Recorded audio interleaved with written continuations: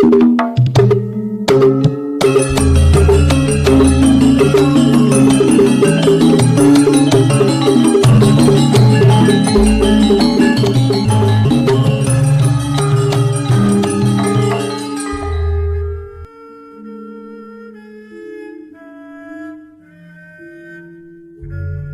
Ibu, para kadang kinasih simbah-simbah lan adik-adik, para rama suster bruder berkah dalem Gusti, sugeng rawuh wonten ing PDSK channel menika.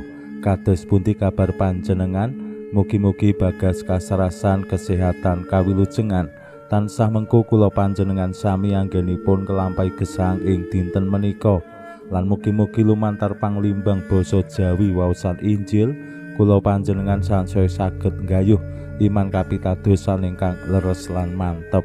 Langkung-langkung anggenipun nglampahi gesang padintenan kula panjenengan tetep teguh santosa ngadepi maneka warni tantangan lan rintangan anggenipun gesang. Gesang ing alam donya menika penuh ing dinamika, kadang seneng, kadang susah, kadang kala ya biasa-biasa.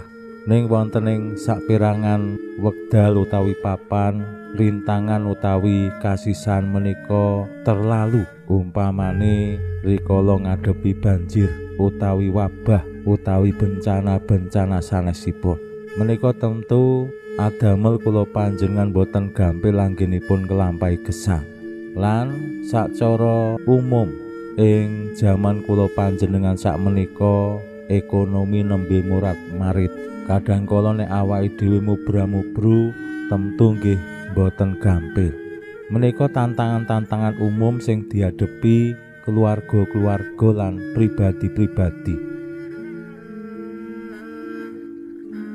Ning wonten ugi tantangan awujud relasi sing mbok menawi boten sae, sing adamel manah nggih boten tentrem, boten jenjem. Menika nggih dados tantangan piyambak wonten ing gesang. Mirungganipun yen gesang bebrayatane ora ayem, ora adem, ora tentrem antarane suami kaliyan istri, anane mung emosi karo emosi, gampang mubal, gampang umup, mung perkara-perkara cilik umpamane bab nyapu ngomah, bab asah-asah, bab resik-resik ning terus dadi padu gedhen, utawa merga mung ngrasani tangga ning malah antarane bojo do pasulayan. Menika nggih nambah panasing gesang. Wonten ing maneka wani prahara gesang, kula panjenengan katimbalan ampun ngantos mung gegeki emosi lan ego pribadi. Ning kados pundi iman kapitadosan menika nggih migunani. Iman kapitadosan dados cekelan anggenipun ngadepi praharaning gesang. Waosan Injil dinten menika paring tuntunan dumateng kula panjenengan sami bilih Gusti Yesus kagungan panguwasa ngleremake prahara. Kados pundi cariyosipun? Monggo kita pirengaken sabda dalem Gusti ing dinten menika lan kita wiwiti kanthi sembahyang sawetawis. Konjo ing asma dalem Yang Rama saha Yang Putra tuwin Yang Roh Suci. Amin.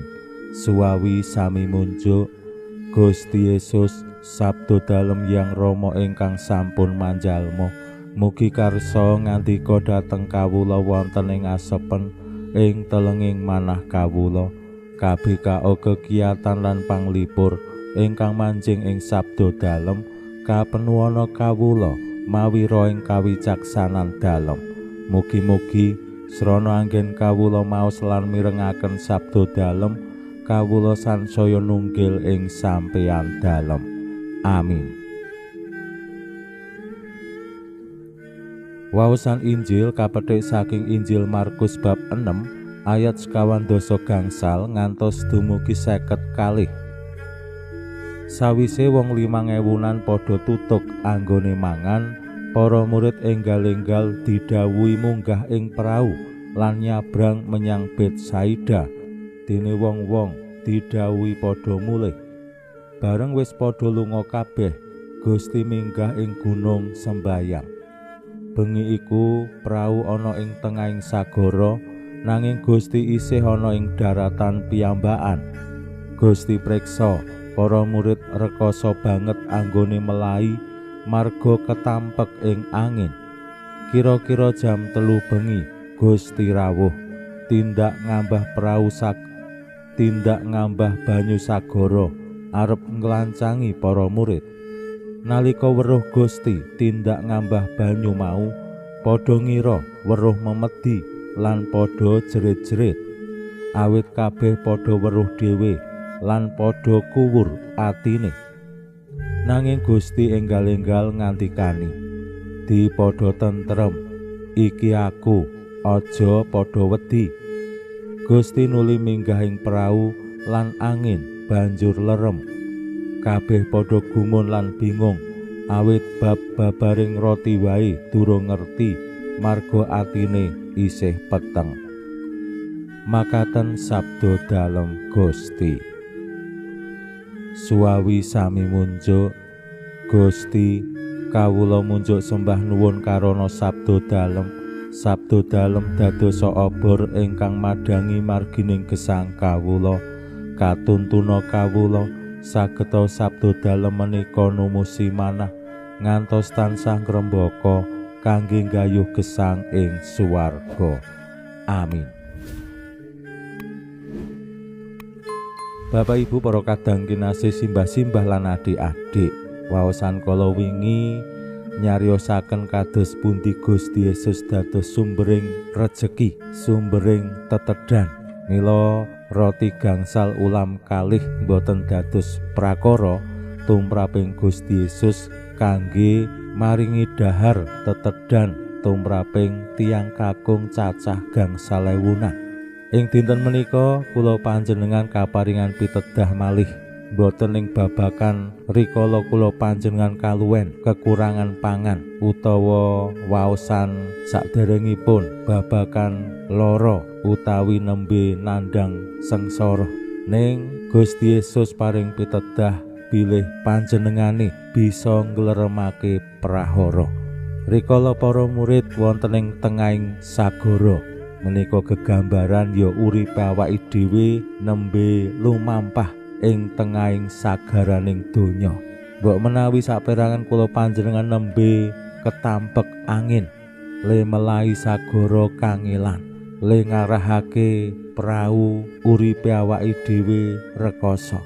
Mbok menawa saperangan ngraos kuwatir, lajeng kuwur atine yen nyawang masa depan, yen nyawang dalan sing ana ning ngarep, merga mbok menawa ombake kok katon gedhe utawa wonten badai ing sak ngajeng prau uripe awake dhewe. Lajeng tuwuh rasa wedi, rasa kuwatir lan kuwur manah kula panjenengan kados ingkang dipun alami dening para murid. Merga mbok menawi wasumelang angine gedhe, praune le melahi banyu kangilan, lajeng para murid wiwit kuwatir. Awit kala wau Injil nyariosaken Gusti tasih wonten daratan sembayang, ning para murid wis ning tengah sagara. Yen dinalar-nalar ateges ing prau menika Gusti boten wonten. Lan mbok menawi para murid anggenipun kuwatos, kepriye iki mengko? Wong Gusti Yesus ora ana nang kene, isih nang daratan. Li arep rene nusul nek numpak prau ya mbok menawa kangelan. Ning pranyata Injil ugi nyariosaken rikala para murid nembe ngadepi prahara Gusti tindak ngambah banyu sagara lan reka-reka pengen nglancangi. Terus para murid weruh, kaget, wedi, malah ngira Gusti Yesus memedi. Nah menika merga kuwuring ati, saengga lajeng boten saged nyawang kasunyatan. Ora bisa nyawang Gusti Yesus sejatine, malah diarani memedi. Menika saged dados kaca benggala tumraping kula panjenengan yen kula panjenengan ngadepi praharaning gesang. Kados ingkang kula aturaken ing ngajeng kala wau, yen ana masalah mirungganipun wonten ing brayat, wonten ing relasi, aja terus emosi, terus atine dadi kuwur, pikirane dadi ngrambyang, cuntel lan sapanunggalane. Mengko ora bisa nyawang kasunyatan. Gusti malah diarani memedi, Tuhan malah diarani hantu. Mila lumantar Injil dinten menika para murid temtu dikersakake Gusti dipadha tentrem, aja padha wedi.